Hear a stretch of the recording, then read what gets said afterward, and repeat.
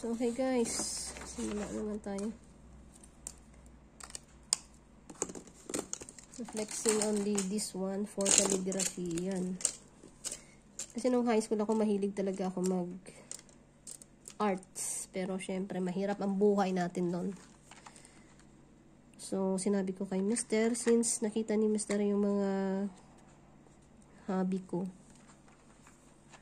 At gusto ko i-enhance. At least, kahit na ano dito. Diba? Ayan. Ito yung calligraphy pen. Tapos ito yung ink. Ayan. Ganyan. So, ngayon ay alas 2:35 ng hapon. Wala yung anak ko, kaya gagrab ako ng time para makapag-video. Okay. One sa mga survival ko before nung high school ako para magkaroon ng pambili ng ulam sa school. Ito yung ginagawa ko. Ako yung nagle-lettering sa mga anak ng kapitbahay namin o kaklase. Kahit pa paano napagkakakitaan naman. O, diba? Kaya hindi ko ito makakalimutan bilang pampalipas oras. So, ayan, may nagawa na ako. Mayroong iba't ibang klaseng technique ito. Pero mukhang nagbago na rin. Kasi yung before, hindi ganito. So, nag-search ako sa internet. Itong nakita ko. Ito yata ang pinaka-latest. Ewan ko. Ibang-iba sa mga ginagawa ko before. So, ayan. So, titingnan natin. So, ito red. Sige, subukan natin. Ulit.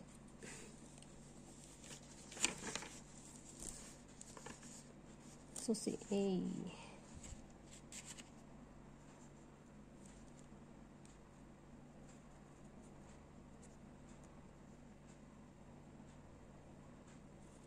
No.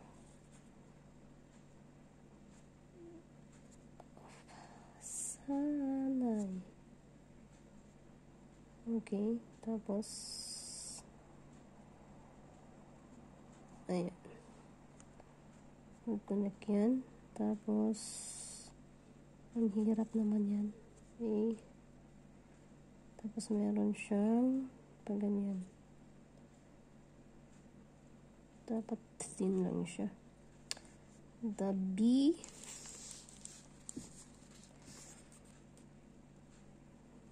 Ayan. B.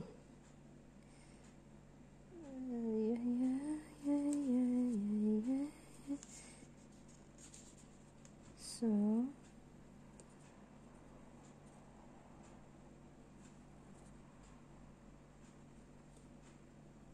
dapat hindi siya pala na ganun. Tapos, and then, align siya. 1, 2. Pwede na rin yan. So, C. So, alam. Teka. Ang point. C. Ano ba yan, guys? C.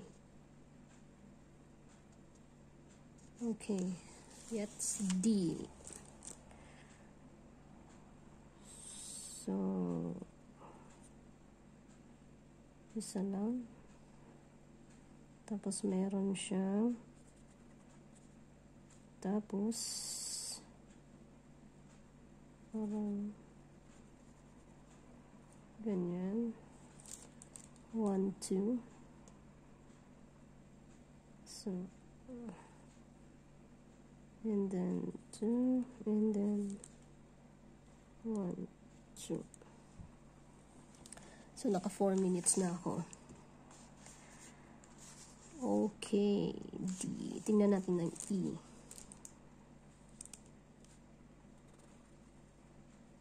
Okay. So, tapos, pag ganun siya, tapos may line. Saan yung line na benda? Bende. Okay, nagtatouch. Tapos, naman yun guys, di ba? Magkamukha. So, F. Tingnan natin. F is F.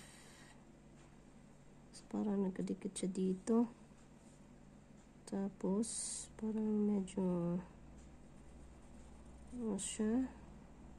Tapos ganyan. Tapos,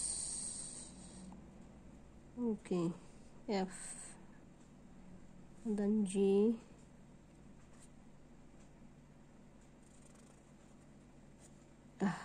Mali. Dapat ganun. Tapos, ganyan. Tapos, natatouch yun, ganyan. Ay, nako. O, diba? Okay. 6 minutes na.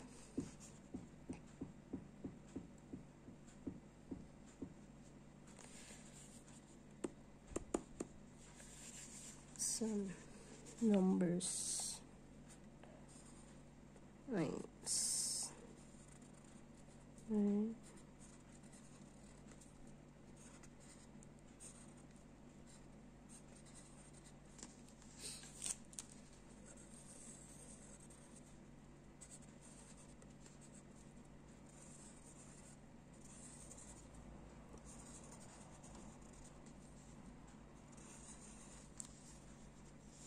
Next video.